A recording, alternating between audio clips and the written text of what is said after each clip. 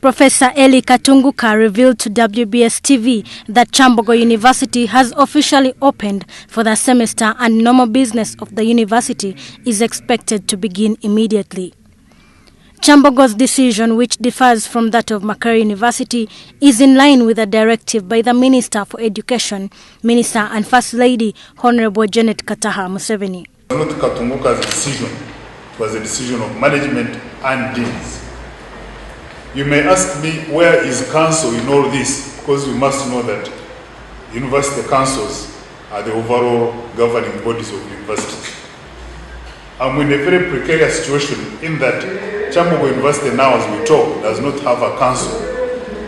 Because the term of the previous council ended on 22nd July 2016, and we're in the process of constituting a new council as prescribed by the Act. So we do not have our council now as we speak. So most decisions are taken by top management. Professor EllyKatunguka also warned university workers who have kept away from work with keys to university facilities, since it is not in the mandate of the strike for them to withhold the keys. We recognize that it is their right to stay away from work, but it's not their right to lock up the facilities of the university. That's not their right. So whoever has keys to the university must return them. And then for him or her, he can go back home and rest in peace. They don't want to work. But they cannot take the university keys and hold the university at ransom. In that letter, I informed them that if anybody keeps the keys, we are going to break into the premises and repair them at their own cost. For this year, the whole battalion is having me. Do I need all of these policemen around myself? Jackson Betihama, Chairman Prof, said that the VC's decision to open the university is upon him, since the workers meant to deliver services to the students are on strike. The Vice Chancellor needs to know, together with top managers, that they are fellow employees like anybody. We are all answerable to the University Council. And therefore, we can only hand over the keys if someone has died and is handing over the office. We can hand over the keys if somebody is resigning his job. We can hand over the keys when you have voluntarily no longer want to be an employee of Kyambogo University. But as of now, really, every non-teaching staff must keep with all the tools he has, including the keys of our own respective offices. Second, I want the public to know that my life is in danger because they have brought many policemen around myself.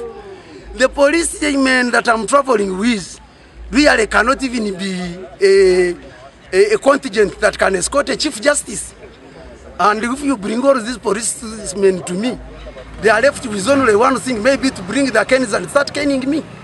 Lugalavo Lawrence, Guild President, issued an ultimatum to the government and university management, otherwise they are going to launch a wave of protests.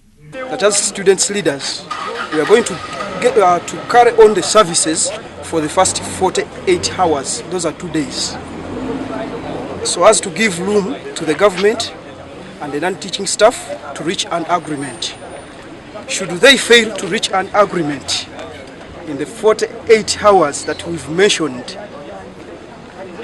we as students leaders, we shall call upon all students to join what we are going to call the Rescue Kyambogo situation, Rescue Kyambogo campaign. Nakandi Winfred, Vice Guild President, called upon the government to look upon the matters that have caused tension in the university of the striking non-teaching staff whose salary issues have not been now resolved for close to 2 years.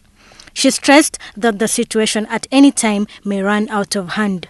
And students have come, both freshers and continuing students, but lecture rooms are closed, halls of residence are closed, all service centers are closed, all offices are closed, and we really are facing a very big challenge. Students have come in a good number for the beginning, but nothing can go on. Obviously, the first problem the students are facing in the university now who are reporting, more especially the government student, they're not receiving the first-hand services. They're outside, they're stranded, nowhere to go. But as a students leader, we are working hard to make sure that the halls are open for them. Strikes they affect me every time because sometimes I'm innocent because I'm not engaged in strikes. But every time we find that someone may just come and disrupt our lecture. The whole lecture, then all of you come out, then you miss, and what you miss today, you not get tomorrow.